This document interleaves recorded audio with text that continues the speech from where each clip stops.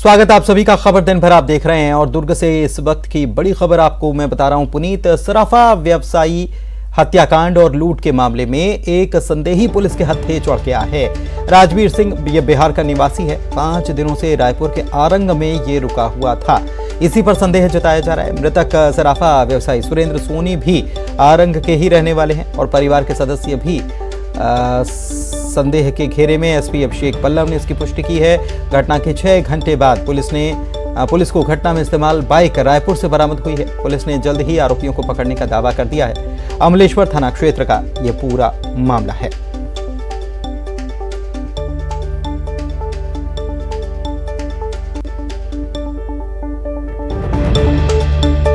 मिथिलेश हमारे संवाददाता phone line पर जुड़े हुए हैं, उनसे जानकारी लेते हैं। मिथिलेश, इस मामले में क्या जानकारी आ रही, क्योंकि सवाल उठ रहे थे पुलिस की गश्ती पर, त्योहार के सीजन में पुलिस क्या कर रही है।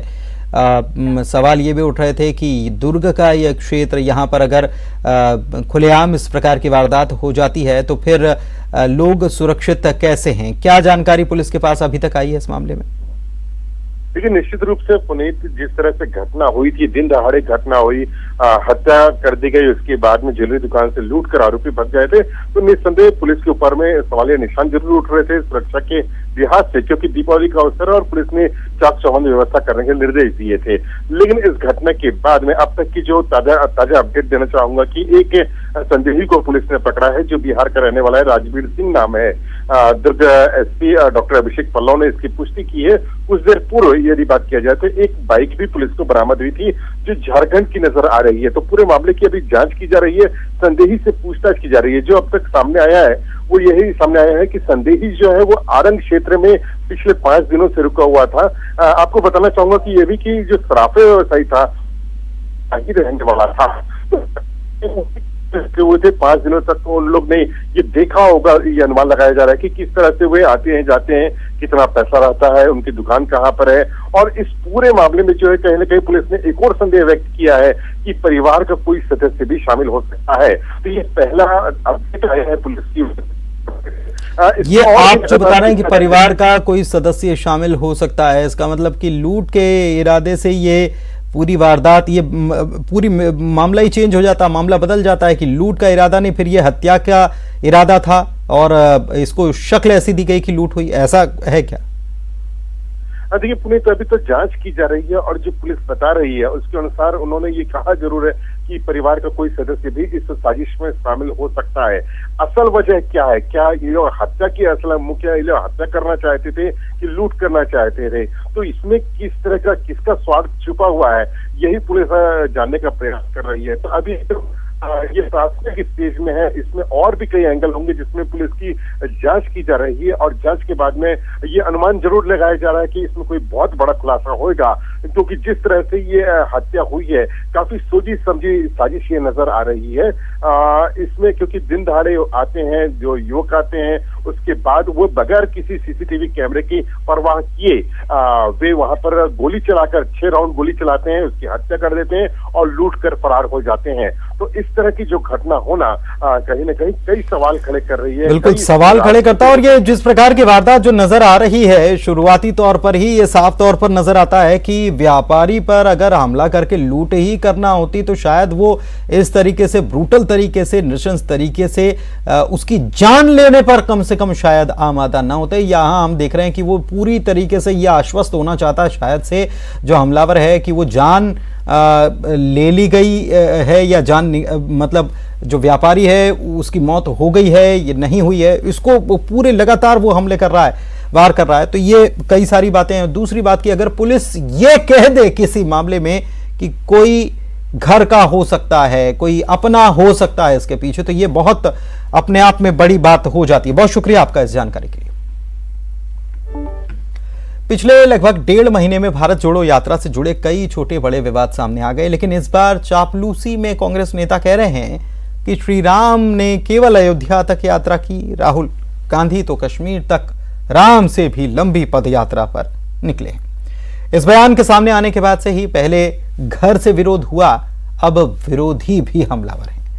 कांग्रेस नेतृत्व पर दरअसल अक्सर ऐसी भक्ति भारी पड़ती रही है। भगवान राम के नाम पर शून्य से शिखर तक पहुंची बीजेपी को जब जाहिर सी बात है कि ऐसा मुद्दा मिलेगा तो पहले फुर्सत में ही लपक लिया जाएगा। भारत जोड़ो यात्रा और राहुल गांधी के मध्य प्रदेश पहुंचने से पहले राहुल और राम की तुलना पर अब सियासी युद्ध छिड़ा हुआ है। राहुल गांधी की जो पदयात्रा है वो पदयात्रा ऐतिहासिक पदयात्रा होगी। भगवान राम भी अयोध्या से श्रृंखला तक पैदल गए थे, पर ये राहुल गांधी उससे भी ज्यादा पैदल जाएंगे, कन्याकुमारी से कश्मीर तक। इतिहास है, कोई आज तक गया ना कोई जाएगा। ये राहुल गांधी की ऐतिहासिक यात्रा।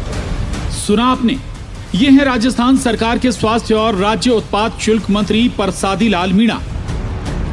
मीणा को भारत जोड़ो यात्रा पर निकले राहुल गांधी भगवान राम के बराबर नजर आते हैं। मीणा कहते हैं भगवान राम से लंबी यात्रा राहुल गांधी कर रहे हैं, तो महाराष्ट्र कांग्रेस अध्यक्ष ने भी भगवान राम से तुलनात्मक अंदाज में राहुल के कसीदे पढ़ दिए। हालांकि जवाब एमपी कांग्रेस से आया।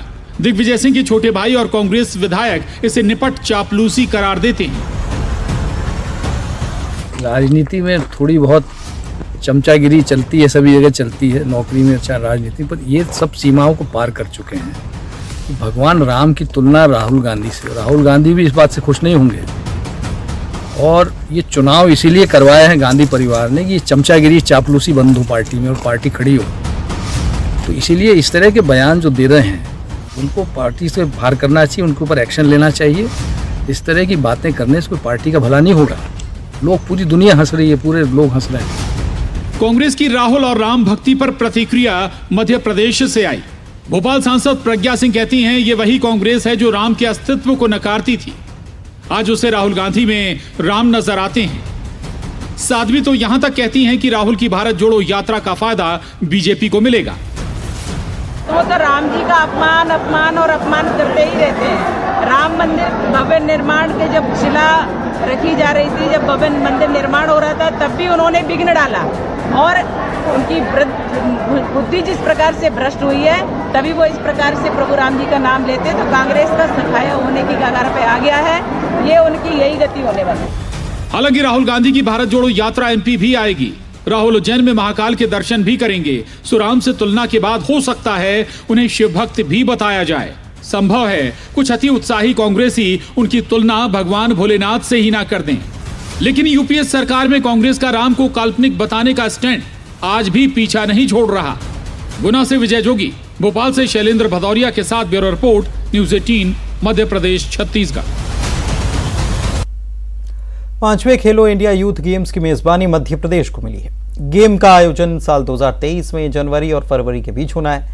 दिल्ली में आयोजित कार्यक्रम में केंद्रीय मंत्री ने इसका ऐलान किया। साथ ही साल 2008 से पहली बार खेलो इंडिया यूथ गेम्स का आयोजन हुआ था और अभी तक ये दिल्ली, महाराष्ट्र यानी कि पुणे, गुवाहाटी और पंचकुला में इसका आयोजन हो चुका है। अब मध्य प्रदेश की बारी है।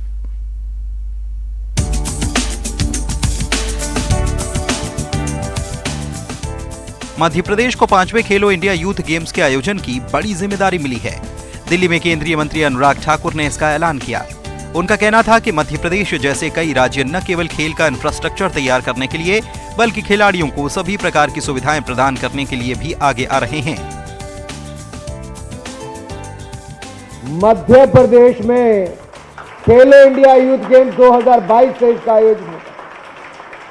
5वां खेलो India youth games Madhya Pradesh में होने वाला है। ये अपने आप में बहुत कुछ कहता है कि मलखंभ का ये आयोजन, योगासना, ये अब हमारे खेलो इंडिया यूथ गेम्स का एक भाग बना है। थांगटा हो, कलारीपट्टू हो, गटका हो, ये 5 ट्रेडिशनल गेम्स आज हमारे खेलो इंडिया यूथ गेम्स का हिस्सा बन चुके हैं। और वाटर स्पोर्ट्स पर तो आपके हमारी बहुत बड़ी नज़र रहने वाली है, क्योंकि वाटर स्पोर्ट्स में मध्य प्रदेश ने शानदार काम किया, बाकी राज्यों से आगे बढ़कर किया। कार्यक्रम में सीएम शिवराज सिंह चौहान के अलावा खेल मंत्री यशोधरा राजे सिंधिया ने शिरकत की। सीएम ने कहा कि यूथ गेम्स के आयोजन से खेल में क्रांति आएगी। खेलो इंडिया आयोजित करने का वो मध्य प्रदेश में खेलों की दिशा में नई क्रांति पैदा करेगा, नई क्रांति पैदा करेगा। एमपी के 8 शहरों में इसका आयोजन किया जाएगा, जिसमें भोपाल, इंदौर, उज्जैन, ग्वालियर, जबलपुर, मंडला, महेश्वर और बालाघाट शामिल है। वहीं यूथ गेम्स में तकरीबन 30 खेलों की प्रतियोगिता होगी, जबकि अलग अलग राज्यों से 7000 खिलाड़ी इसमें हिस्सा लेंगे।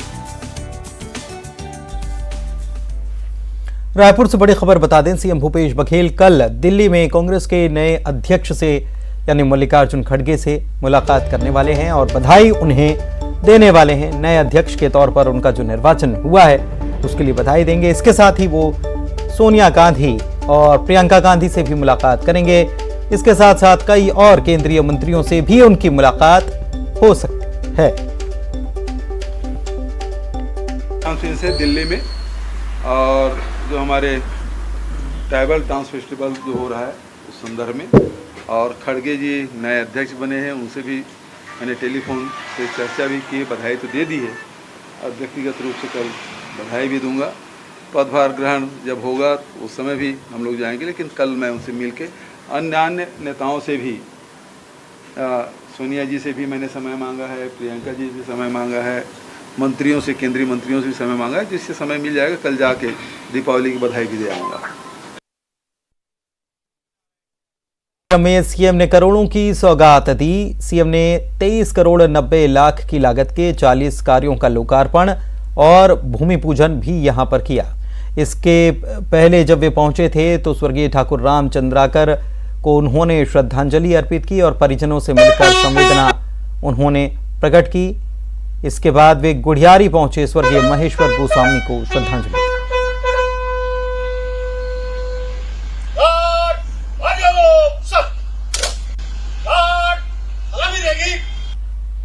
मुख्यमंत्री भूपेश बघेल ने शिवरी नारायण में अधिकारियों के साथ समीक्षा बैठक भी की और निर्देश दिए। जल जीवन मिशन की गुणवत्ता को सुधार लाने के निर्देश उन्होंने दिए हैं। साथ ही कुछ शिकायतों के मिलने का उन्होंने जिक्र किया और कहा है कि इसमें समाधान होना चाहिए।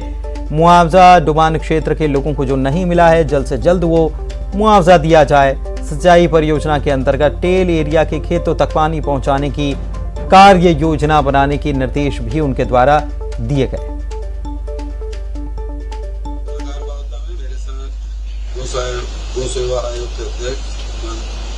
शिवरी नारायण में गंगा आरती में भी शामिल हुआ और भगवान राम के हम लोग विकसित कर रहे हैं।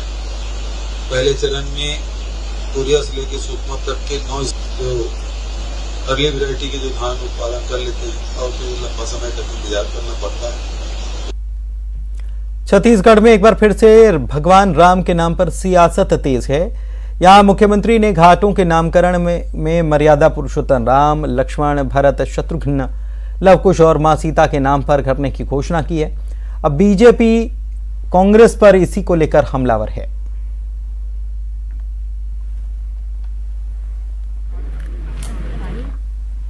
पार्टी ने राम सेतु के अस्तित्व पर प्रश्न चिन्ह उठाया था, तो जो लोग राम सेतु के अस्तित्व को नकार रहे थे, अब इससे अंदाजा लगा लीजिए। इन लोगों ने राम के नाम से वोट लिया जरूर, लेकिन राम का ननिहाल है, माता कौशल्या का मायके है, पूरे दुनिया में एकमात्र मंदिर है। रमन सिंह 15 साल में एक बार झांके तक नहीं। रमेश बैस जी का तो गाँव है, तो हमारे अभी झारखंड के राज्यपाल हैं, लेकिन कभी इन्होंने सूद नहीं, केवल वोट लेने, चाहे वो राम के नाम से हो चाहे गाय के नाम से हो। हमारी सरकार ने राम वनगमन पर्यटन पर्पथ का निर्माण शुरू किया है 9 जगह इस साल। अभी पहले चरण में 9 जगह हम लोगों ने चिन्हित किया, तो चंदखुरी और उसके बाद शिवरी नारायण, इसको हमने लिया और दूसरी जगह काम चल रहे हैं। छत्तीसगढ़ में खराब सड़कों को लेकर भी सियासत तेज है। सरकार के खिलाफ बीजेपी हमलावर है। राजेश मूणत पूर्व मंत्री जो हैं वो कह रहे हैं कि कांग्रेस की सरकार लोन लेकर सड़कों की मरम्मत करा रही है। तो इन आरोपों पर मुख्यमंत्री बघेल पलटवार कर रहे हैं कि बीजेपी ने अपने शासनकाल में काम ठीक से किया होता, सड़कें ठीक बनवाई होती तो आज इसकी जरूरत नहीं पड़ती।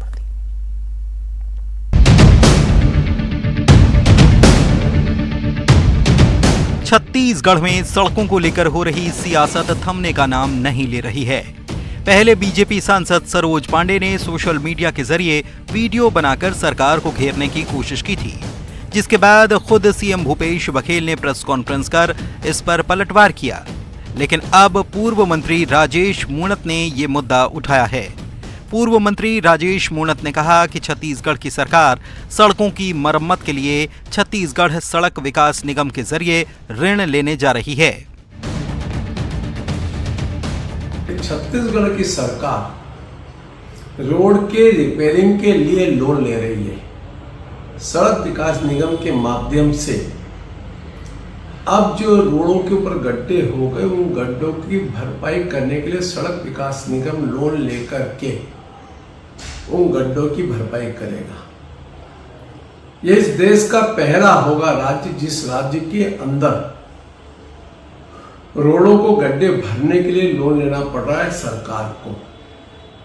नई रोड नहीं बन रही। सड़क विकास निगम का गठन किन उद्देश्यों के लिए किया गया था और उसके उद्देश्यों को किनारे रख करके ना तो उसका सेटअप है न उसके स्थायी कर्मचारी है।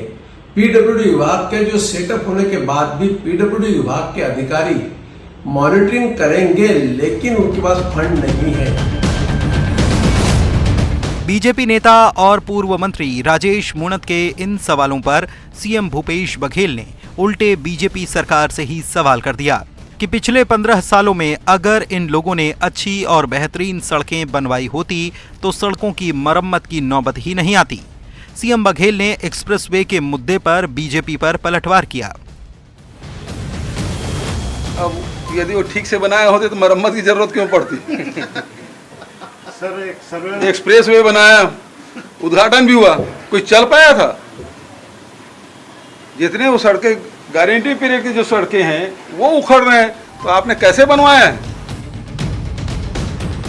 अगले कुछ महीनों में सूबे में चुनावी मंच सजने वाले हैं, इसीलिए मुद्दों की तलाश में जुटी बीजेपी किसी न किसी बहाने सरकार को लगातार घेर रही है। लेकिन 15 साल सत्ता में रहने वाली बीजेपी अपने ही सवालों में कई दफा घिर भी जाती है। चुनावी मौसम जैसे जैसे करीब आएगा मुद्दों की बहार आएगी, नेताओं को जनता से जुड़ी समस्याओं की याद भी आएगी, पक्ष और विपक्ष के बीच जुबानी जंग होती रहेगी। लेकिन चुनावी चकल्लस खत्म होते ही मुद्दे भी हवा हो जाएंगे, क्योंकि सियासत की रवायत यही रही है।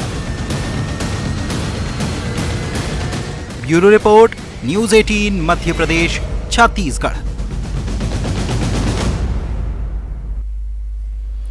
बलौदाबाजार में स्कूल शिक्षक की बर्बरता का मामला आया। 13 अक्टूबर की घटना। अंबुजा विद्यापीठ में पदस्थ शिक्षक ने 10वीं के छात्र को किसी बात को लेकर इतनी तेज थप्पड़ मारा कि उसके कान के पर्दे फट गए।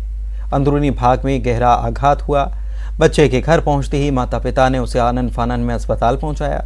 तब जाकर दोनों को पूरी घटना के बारे में पता चला। फिलहाल प्रबंधन और पीड़ित पक्ष के बीच सहमति बन गई है, लेकिन परिजनों का कहना है कि अगर 1 सप्ताह के भीतर शिक्षक को निकाला नहीं गया तो वो इस मामले में एफआईआर दर्ज कराएंगे।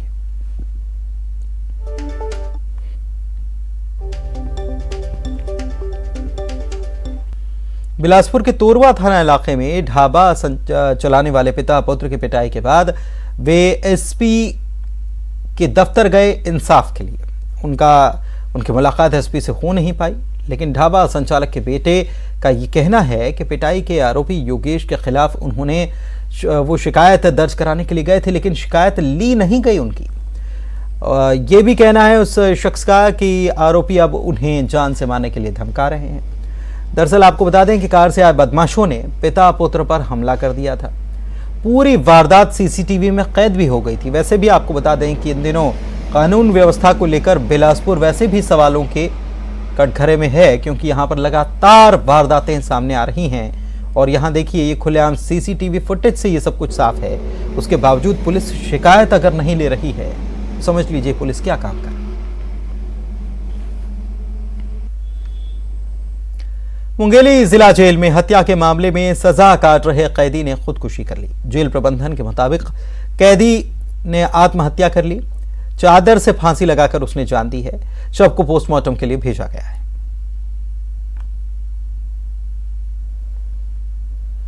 और इस बार दीपावली की बात कर लें तो मौके पर बाजार में रौनक नजर आ रही है। बीते 2 साल कोविड में गुजरे, जिसकी वजह से बाजार में जो व्यवसायी हैं उनको भी काफी नुकसान झेलना पड़ा। इंतजार उनको था कि कब हालात अच्छे होंगे, तो इस बार काफी रौनक देखने को मिल रही है। कपड़ा बाजार, बर्तन बाजार, सजावट की दुकानें हों या फिर सराफा बाजार, हर तरफ लोगों की भीड़ नजर आ रही है। और इसी के साथ खबर दिन भर के बुलेटिन में इतना ही, लेकिन खबर लगातार जारी है।